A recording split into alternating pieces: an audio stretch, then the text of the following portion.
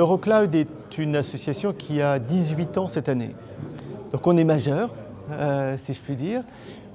Et Eurocloud avait été, comme vous le savez, créé il y a 18 ans par Pierre-José Billotte, qui en était le président jusqu'au mois d'avril.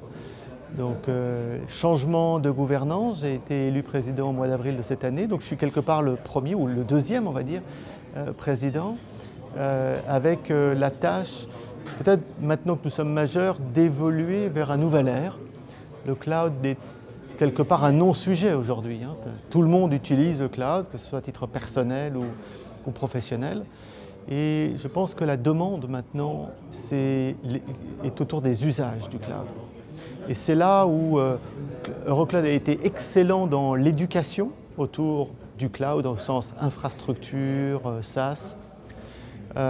Mais maintenant, il reste du travail à faire autour des usages du cloud, comme par exemple la blockchain, l'IA, le big data, l'intelligence artificielle. Donc ce sont des sujets dont on va se saisir maintenant. Donc j'ai commencé d'ailleurs très concrètement à mettre en place des commissions qui se saisissent de ces sujets-là. Une première sur l'IA, une est en train de se construire sur l'IoT. La prochaine est en train de se constituer au moment où je vous parle autour de la donnée et du big data avec de grands acteurs français et internationaux aussi, qui vont se saisir de ces sujets, pas nouveaux parce que ça fait quelque temps qu'on en parle, mais qui vont essayer d'apporter le lien dont nous avions besoin entre la partie infrastructure cloud et ses usages. Donc voilà, donc le savoir-faire qu'on a développé pendant 18 ans pour être le porte-parole de notre écosystème, et bien maintenant on va le développer pour être le porte-parole de ces usages-là et faire en sorte qu'on élargisse notre base, qu'on ne se retrouve plus qu'entre soi, qui était un peu quelque part, si je veux faire un peu d'autocritique, le défaut qui était le nôtre jusqu'à présent, 160 membres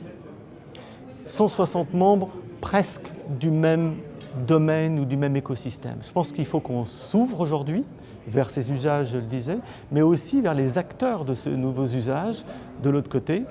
Et c'est pour ça que j'ai annoncé aujourd'hui que le plan à 2020 qui était le nôtre, c'était de passer de 160 à 300 membres, les nouveaux membres étant justement ceux qui apporteront cette, entre guillemets, intelligence dont nous avons besoin pour apporter ce que notre écosystème attend de nous, sur cet aspect éducation que j'évoquais tout à l'heure, sur cette notion de partage de connaissances, sur cet aspect d'échange, de networking aussi, mais aussi sur l'évangélisation et l'influence.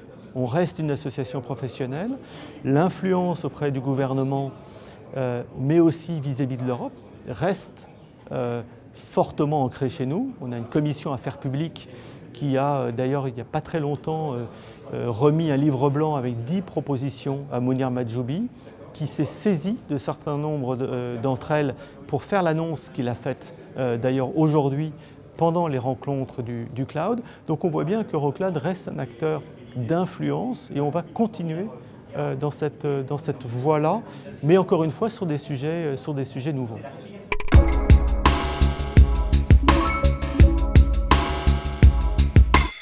Il m'a convaincu sur la volonté, sur l'appétit de transformer les choses. Maintenant, il faut regarder dans les détails, comme vous savez ce qu'on dit, ça se cache dans les détails, pour voir comment cette feuille de route va être exécutée. La stratégie, c'est bien, la capacité à exécuter cette stratégie, c'est autre chose, et c'est là qu'on va juger quelque part.